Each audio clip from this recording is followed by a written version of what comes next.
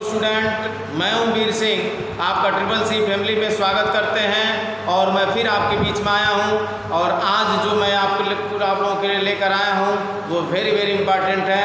बस आप इसको लास्ट तक देखिएगा, तभी जाकर इसका आनंद आपको मिलेगा। और अभी तक आपने अगर चैनल को सब्सक्राइब नहीं किया तो चैनल को जरूर सब्सक्राइब कर लीजिएगा। साथ ही साथ जो है लाइक्स कर दीजिएगा, कमेंट्स कर दीजिएगा और अधिक से अधिक शेयर कर दीजिएगा। तो बिना समय गंवाए हम चलते हैं आपको जो आप देखना चाहते हैं। आइए बात करते हैं। अगला हेडिंग मैं लेकर आया हूँ, आवेशित चालक के ठीक बाहर वैद्युत क्षेत्र की तीव्रता।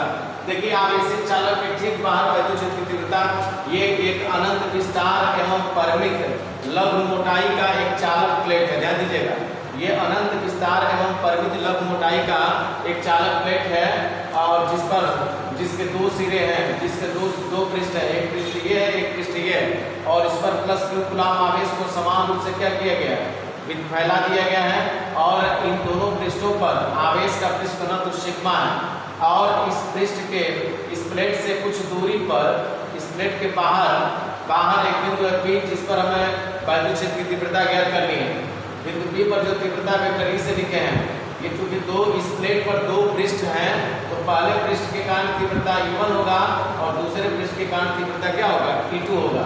तो लिखने के लिए क्या लिखेंगे, माना अनंत विस्तार एवं परिमित लघु मोटाई का एक चालक प्लेट है जिस पर प्लस क्यू कूलम आवेश को समान रूप से वितरित किया गया है, जो दोनों पृष्ठों पर समान रूप से वितरित है।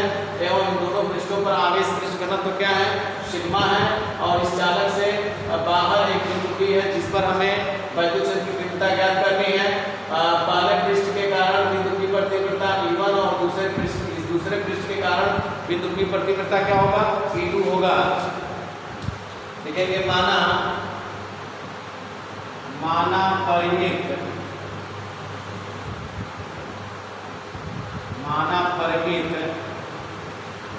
लघु मोटाई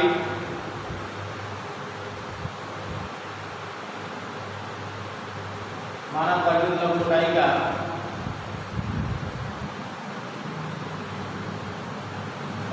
एक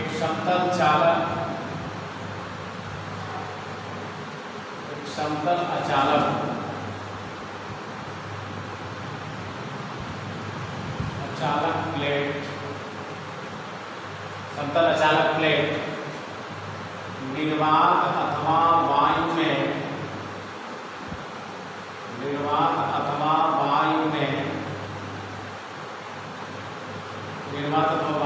स्थित है।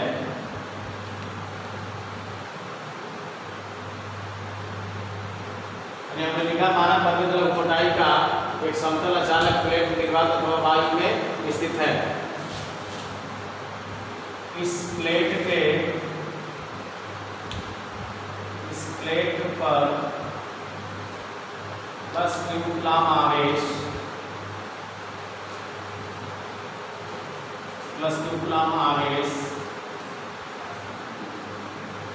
इस प्लेट पर प्लस क्यू कूलम आवेश दोनों पृष्ठों पर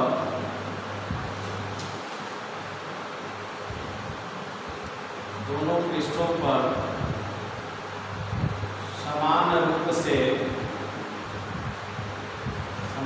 से वितरित है।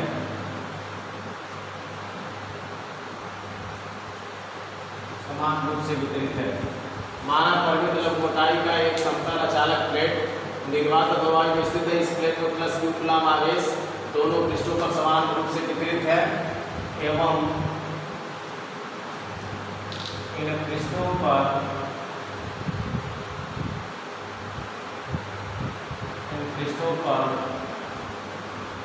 आवेश पृष्ठ घनत्व सिग्मा है। इस प्लेट के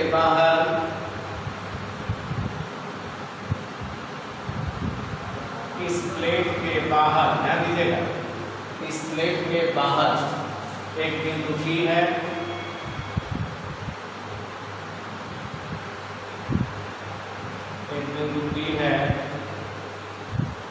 जिस पर वैद्युत क्षेत्र की तीव्रता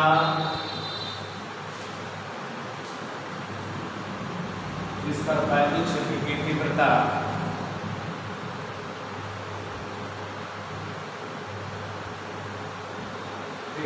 ज्ञात करनी है, जिस पर वैद्युत क्षेत्र की तीव्रता ज्ञात करनी है। ठीक है, अब ध्यान दीजिएगा, ये हमने क्या लिखा है कि मानव परिमित लघु मोटाई का एक समतल अचालक प्लेट निर्वात तो वायु में रखा स्थित है।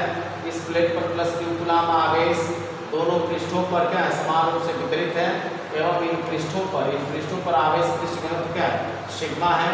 इस प्लेट के बाहर एक बिंदु P है। इस प्लेट के बाहर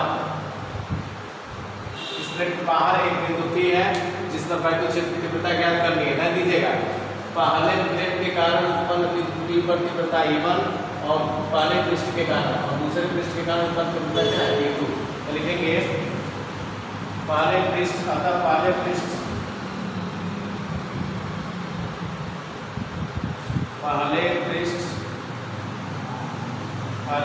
के कारण बिंदु P पर तीव्रता, बिंदु P पर वैद्युत क्षेत्र की तीव्रता, बिंदु P पर वैद्युत क्षेत्र की तीव्रता, वैद्युत क्षेत्र की तीव्रता। देखिए, इसको किसे लिखेंगे, E1 से लिखेंगे। क्यों?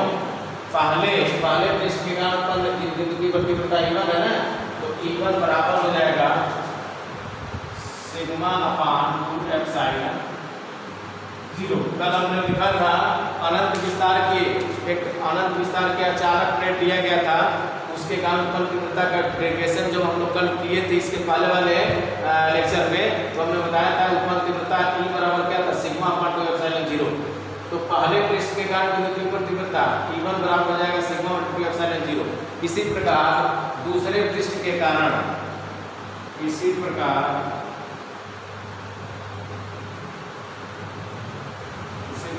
दूसरे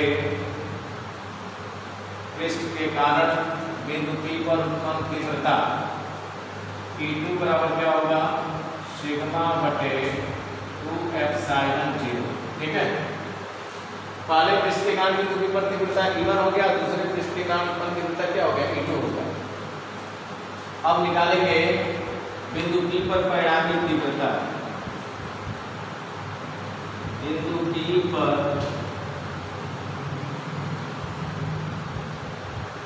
पर परिणामी तीव्रता, बिंदु P पर परिणामी तीव्रता E बराबर क्या होगा, E1 plus E2, E1 plus क्या होगा, E2। और E बराबर अब क्या लिख सकते हैं, E1 का मान क्या है, सिग्मा बटे 2 एप्सिलॉन 0 प्लस E2 का मान भी वही है, सिग्मा बटे 2 एप्सिलॉन 0। इनका योग कर लीजिए, दोनों का मान सेम है, एक जो सिग्मा अपान 2 एप्सिलॉन 0 और एक सिग्मा अपान 2 एप्सिलॉन 0 मिलकर 2 सिग्मा अपान 2 एप्सिलॉन 0, 2 से 2 कट गया तो E बराबर क्या मिलेगा, सिग्मा बटे एप्सिलॉन 0। और मात्रा क्या होगा, न्यूटन प्रति कूलम, ठीक है। एक बार और सरसरी निगाह से इसको समझ लेते हैं, उसके बाद एक डेरिवेशन फाइनल हो जाएगा। आवेशित चालक के ठीक बाहर वैद्युत क्षेत्र की तीव्रता आपको निकालना है। आवेशित चालक के ठीक बाहर वैद्युत क्षेत्र की तीव्रता, तो ध्यान दीजिएगा, माना परिमित लघु मोटाई का एक समतल अचालक नहीं होगा, चालक है ना, देखिए चालक लिखे मिस्टेक हो गया था। माना परिमित लघु मोटाई का एक समतल चालक प्लेट निर्वात अथवा वायु, ये निर्वात अथवा वायु में इस प्लेट को रखा गया। इस प्लेट पर प्लस क्यू कूलम आवेश, देखिए प्लस क्यू कूलम आवेश दोनों पृष्ठों पर समान रूप से वितरित है एवं इन पृष्ठों पर आवेश पृष्ठ घनत्व सिग्मा लिखे, सिग्मा है। इस प्लेट के बाहर एक बिंदु P है जिस पर वैद्युत क्षेत्र की तीव्रता ज्ञात करनी है। अतः पहले पृष्ठ के कारण, इस पृष्ठ के कारण बिंदु P पर तीव्रता E1 और इस पृष्ठ के कारण बिंदु P पर तीव्रता E2। तो पहले पृष्ठ के कारण उत्पन्न तीव्रता E1 बराबर होगा सिग्मा बटे 2 एप्सिलॉन 0। इसी प्रकार दूसरे पृष्ठ के कारण भी उतना ही होगा, सिग्मा बटे 2 एप्सिलॉन 0। बिंदु P पर परिणामी तीव्रता निकालेंगे तो दोनों के योग के बराबर होगा। यानी E बराबर E1 प्लस E2 और E1 का मान आपका सिग्मा बटा 2 एप्सिलॉन 0, इसका मान भी सिग्मा बटा 2 एप्सिलॉन 0, इन दोनों को जोड़ लेंगे तो 2 सिग्मा बटा 2 एप्सिलॉन 0 और 2 से 2 काट देंगे तो सिग्मा बटे किसका होगा एप्सिलॉन 0 और मात्रक होगा न्यूटन प्रति कूलम्ब। आई होप ये जो डेरिवेशन है आपको अच्छे से समझ में आ गया होगा। ओके, अब हम बात करते हैं ये लास्ट इस चैप्टर का जो लास्ट डेरिवेशन है, और लास्ट डेरिवेशन में देखिए क्या दिया है, एक समान आवेशित अचानक गोले के कारण वैद्युत क्षेत्र की तीव्रता। अगर कोई गोला हो तो इस गोले के कारण कौन सी तीव्रता, यानी इस गोले के कारण तीव्रता का कैसे व्यंजक आप निकालेंगे। तो सबसे पहले एक गोला लेंगे जिसकी त्रिज्या क्या है कैपिटल R है, इसका केंद्र हम मान लेते हैं O है। माना एक कैपिटल R त्रिज्या का एक गोला है जिस पर प्लस Q कूलम्ब आवेश इसके पृष्ठ पर समान रूप से क्या है वितरित है। ठीक है, हमें गोले के बाहर, गोले के पृष्ठ पर तथा गोले के भीतर वैद्युत क्षेत्र की तीव्रता ज्ञात करें। यानी 3 बिंदुओं पर निकालना है, गोले के बाहरी बिंदु, पृष्ठ पर और भीतर, इस गोले के भीतर वैद्युत क्षेत्र की तीव्रता निकालेंगे। तो ध्यान दीजिए, कोई भी चालक अचालक होगा, कोई अचालक है तो इसका मतलब क्या है, आवेश जो है बाहरी सिरे पर ही फैला गया है, आवेश इसके अंदर नहीं है, इसलिए उसके अंदर अचालक प्लेट के अचालक गोले के अंदर जो होगा वैद्युत क्षेत्र की तीव्रता का मान 0 होगा। तो हम करने मतलब है हम कैसे निकालेंगे इसको, डेरिवेशन कैसे करेंगे, एक समान आवेशित अचालक गोले के कारण वैद्युत क्षेत्र की तीव्रता लिखेंगे। माना कैपिटल R त्रिज्या का एक गोला है जिस पर प्लस Q कूलम्ब आवेश समान रूप से क्या है वितरित है, और हमें गोले के बाहर, पृष्ठ पर तथा गोले के भीतर वैद्युत क्षेत्र की तीव्रता ज्ञात करनी है। इसके लिए माना बिंदु O से इस मान R दूरी पर एक बिंदु P है जिस पर एक क्षेत्रफल अवयव dA है, और इससे होकर एक समांच गॉसियन गोलीय पृष्ठ, इससे होकर एक समांच गॉसियन गोलीय पृष्ठ खींचते हैं, और बिंदु P पर उत्पन्न तीव्रता क्या होगा E होगा, और इस क्षेत्रफल अवयव dA को सदिश रूप में वेक्टर dA से निरूपित किए हैं। अतः क्षेत्रफल अवयव dA से होकर गुजरने वाला वैद्युत फ्लक्स, तो थोड़ा सा इसको लिख देते हैं फिर आगे बढ़ते हैं। माना कैपिटल R त्रिज्या का, माना कैपिटल R त्रिज्या का एक अचालक गोला है, अचालक गोला है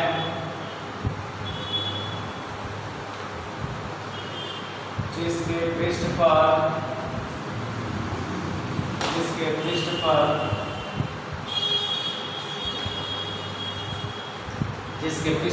प्लस Q कूलम्ब आवेश समान रूप से वितरित है, समान रूप से वितरित है,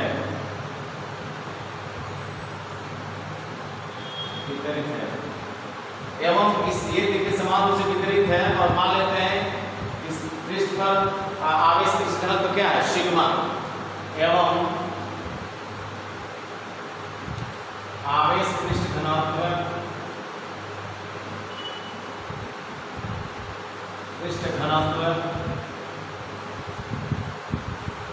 सिग्मा है, एवं आवेश पृष्ठ घनत्व सिग्मा है। हमें गोले के बाह्य बिंदु, हमें गोले के बाह्य बिंदु का मान गोले के पृष्ठ पर,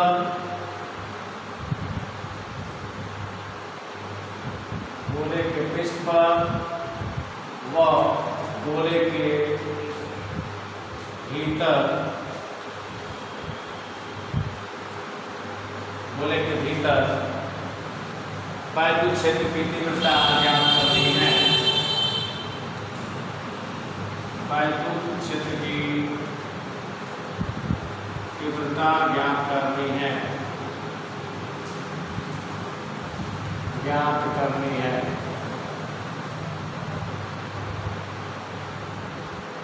ठीक है, यानी कैपिटल R त्रिज्या का एक अचालक गोला लिए हैं जिसके पृष्ठ पर प्लस Q कूलम्ब आवेश को समान रूप से क्या किया वितरित किए हैं, एवं आवेश पृष्ठ घनत्व क्या है सिग्मा है, हमें गोले के बाह्य बिंदु पर, गोले के पृष्ठ पर और गोले के भीतर वैद्युत क्षेत्र की तीव्रता ज्ञात करके। अब सबसे पहले हम लिखेंगे गोले के बाह्य बिंदु पर। पहला पॉइंट आएगा कि गोले के बाह्य बिंदु पर, गोले के बाह्य बिंदु पर देखिए, गोले के बाह्य बिंदु पर तीव्रता कैसे निकालेंगे। गोले के बाह्य बिंदु के लिए क्या करेंगे, माना गोले के केंद्र O से स्मॉल दूरी पर एक बिंदु P है जिस पर एक क्षेत्रफल और dA है जिससे सदिश रूप में वेक्टर dA से निरूपित है और dA से एक समोच्च गॉसियन गोलीय पृष्ठ खींचते हैं। तो लिखेंगे माना आवेशित गोले के केंद्र, माना आवेशित गोले के केंद्र O से, माना आवेशित, ये अब आवेश फैल गया ना, तो आवेशित गोले के केंद्र O से स्मॉल r दूरी पर एक बिंदु P है,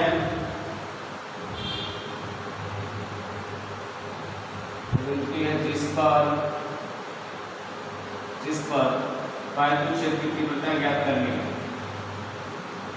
जिस पर वैद्युत क्षेत्र की तीव्रता ज्ञात करनी है।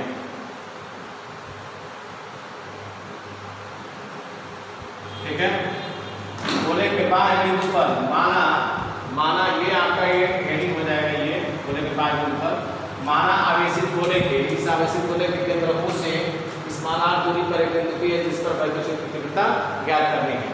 इसके लिए माना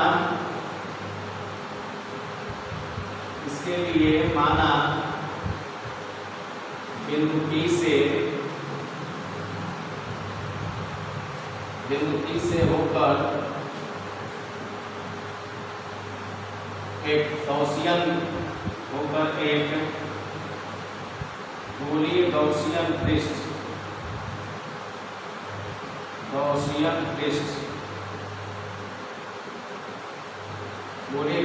पृष्ठ खींचते हैं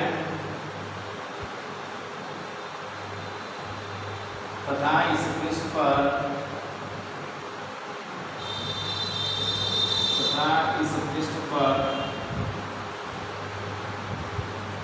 एक क्षेत्रफल अवयव,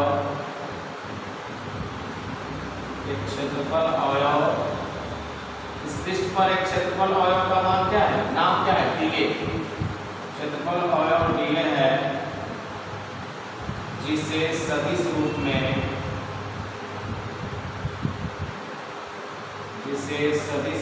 में वेक्टर dA से लिखे हैं, अतः क्षेत्रफल अवयव dA से,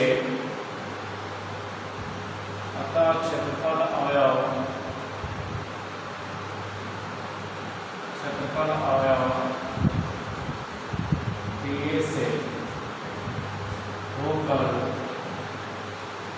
dA से होकर गुजरने वाला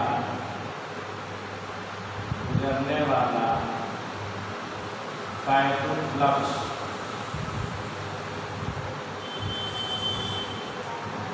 क्षेत्रफल और dA से होकर गुजरने वाला वैद्युत फ्लक्स, तो वैद्युत फ्लक्स को हम किसे लिखेंगे, पाई ई से, नहीं dA से निकालना है तो d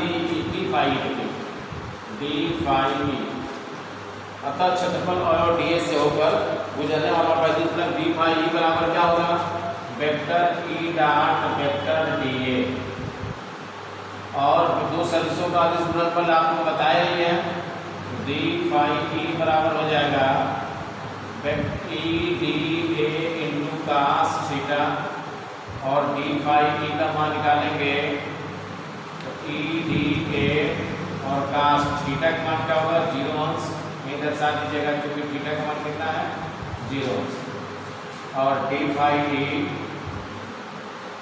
बराबर E dA और cos 0 अंश का मान कितना होता है, a। तो ये क्षेत्रफल अवयव dA से, अभी ये क्षेत्रफल अवयव dA से गुजरने वाला वैद्युत फ्लक्स, क्षेत्रफल अवयव dA से, क्षेत्रफल अवयव क्षेत्रफल अवयव से होकर गुजरने वाला वैद्युत फ्लक्स। अतः क्षेत्रफल अवयव डी से होकर गुजरने वाला वैद्युत फ्लक्स डी फाई का वेक्टर डी और दो सदिशों का जो अदिश गुणनफल होता है इन दोनों सदिशों के परिमाणों और उनके बीच बने कोण के प्रोजेक्ट के गुणनफल के बराबर होता है। ये दोनों परपेंडिकुलर होते हैं, इसलिए थीटा का मान 0 रखेंगे। थीटा का 0 के का 0 का मान 1 होता है।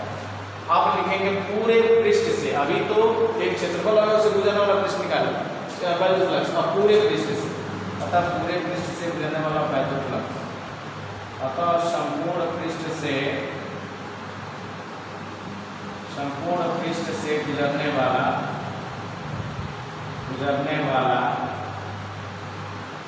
गुजरने वाला वैद्युत फ्लक्स, अतः संपूर्ण पृष्ठ से गुजरने वाला वैद्युत फ्लक्स। अब जो हम एक क्षेत्रफल अवयव से निकाले थे तो डी फाई लिख रहे थे, अब पूरे पृष्ठ से निकालेंगे तो किससे लिखेंगे फाई ई, और फाई ई बराबर क्या होगा इंटीग्रेशन डी फाई ई हो जाएगा, डी फाई, और इस तरह से फाई बराबर देखेंगे इंटीग्रेशन डी फाई का मान क्या है वेक्टर ई डी ए है, और इस तरह से फाई का मान हो जाएगा ई बाहर होंगे इंटीग्रेशन डी ए और डी ए का मान ए हो जाएगा। तो हम लिख सकते हैं फाई ई बराबर किसके ई ए के, और ए क्या है आप ए कहेंगे क्षेत्रफल, क्षेत्रफल किसका है भाई गोले का है, और गोले का क्षेत्रफल होता है 4 पाई आर स्क्वायर। तो गोले का क्षेत्रफल यहाँ से मैं लिख दे रहा हूँ, गोले का क्षेत्रफल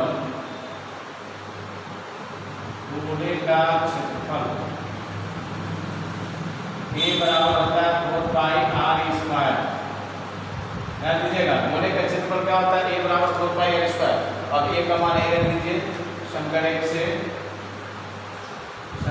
से क्या होगा भाई पाई बराबर ई पूरे क्या होगा 4 pi r square, 4 pi r square हो जाएगा। सेकंड नंबर तो कर दीजिएगा।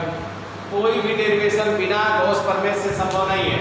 तो गॉस प्रमेय क्या करता है किसी बंद पृष्ठ से गुजरने वाला वैद्युत फ्लक्स कुल आवेश का कितना गुना होता है 1/ε0 गुना होता है। तो गॉस प्रमेय क्या होता है कि फाई ई बराबर किसके Q/ε0 के। संकट नंबर 3 कर दीजिए।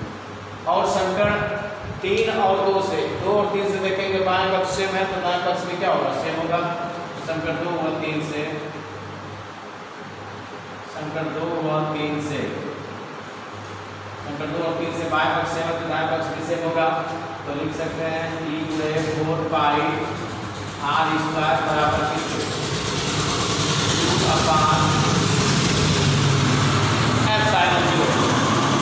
यहाँ से ये गुणनफल के रूप में है, ये उसको इधर कर दीजिए। तो E बराबर हो जाएगा 1/4 पाई ε0 Q/ किसके आर स्क्वायर। ठीक है, ये आपका वैद्युत क्षेत्र की तीव्रता यानी इस बिंदु आवेश यानी इस गोले के केंद्र से इस मानांक दूरी पर जो बिंदु डी है वहां पर तीव्रता क्या होगा E बराबर 1/4 पाई ε0 Q/r स्क्वायर। अच्छा, चूंकि आप सिग्मा बराबर पढ़े हैं, सिग्मा बराबर क्या होता है Q/A भी होता है। क्रिया गुणा करेंगे Q बराबर क्या होगा सिग्मा ए। आप चाहे Q की जगह ये भी रख सकते हैं।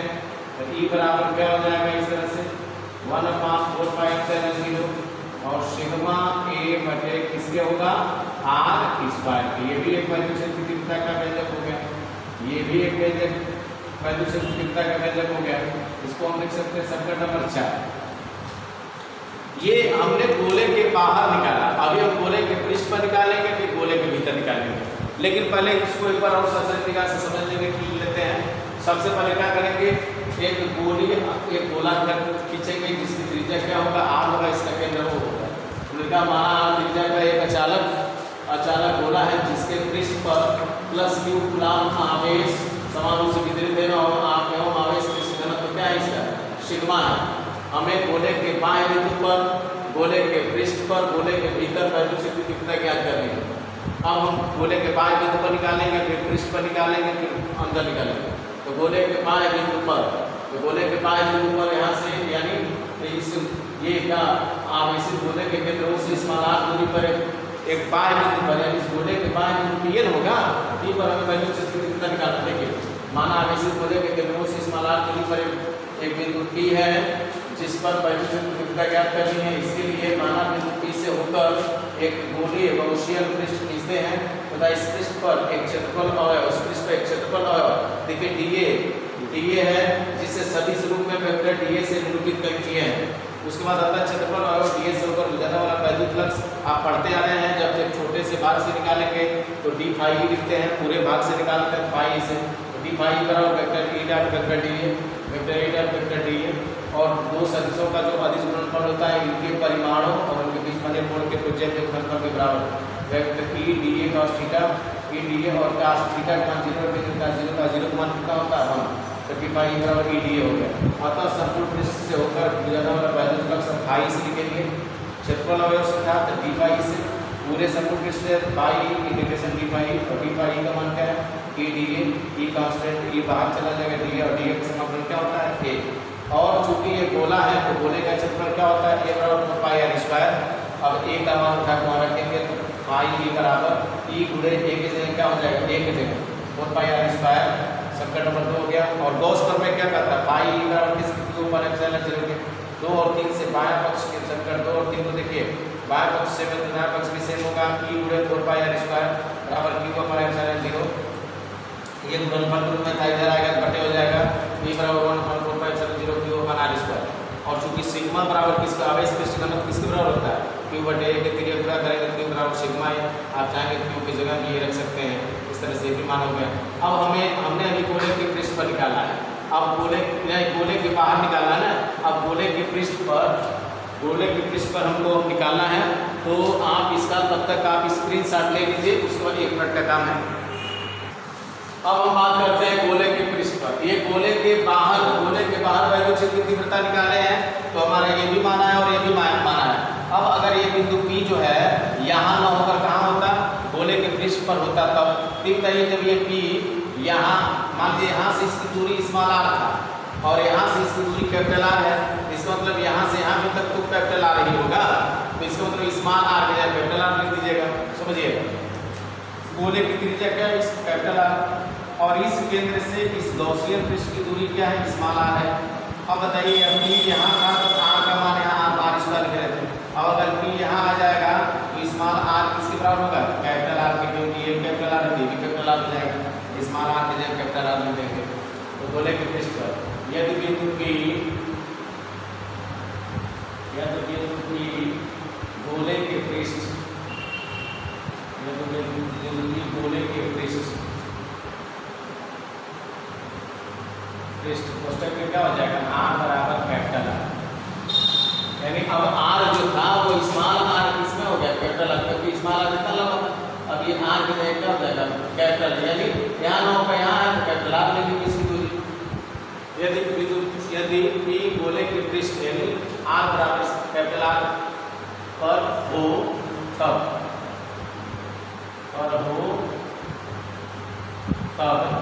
समीकरण 4 से समीकरण 4 से क्या समीकरण 4 का था भाई, समीकरण 4 में बस स्मॉल r के जगह क्या रख देंगे कैपिटल R, तो E बराबर 1/4 पाई एप्सिलॉन 0 और क्या है Q बटे और स्मॉल r में क्या होगा कैपिटल R और मात्रक कोई होगा न्यूटन प्रति कूलम्ब, ऐसे लिख सकते हैं न्यूटन प्रति कूलम्ब, वहाँ भी चाहे तो आप लिख सकते हैं न्यूटन प्रति कूलम्ब। ठीक है, ये गोले के पृष्ठ पर बस यही अंतर रहेगा कि जहाँ स्मॉल r है भाई यहाँ से यहाँ था तो यहाँ से यहाँ तक दूरी ले रहे थे, अब ये बिंदु यहाँ न होकर यहाँ है तो यहाँ से ये दूरी लेंगे और यहाँ से यह दूरी और यहाँ से यह दूरी दोनों समान है, इसलिए स्मॉल r की जगह क्या हो जाएगा कैपिटल R। अब गोले के भीतर आइए नंबर 3, तीसरे नंबर की बात करें गोले के भीतर, गोले के भीतर अब ध्यान दीजिएगा यदि बिंदु P न यहाँ हो न यहाँ हो, कहाँ हो अंदर हो, यदि बिंदु P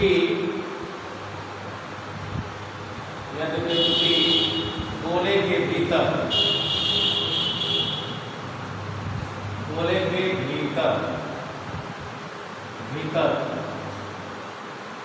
हो तब वैद्युत क्षेत्र की तीव्रता वैद्युत क्षेत्र की तीव्रता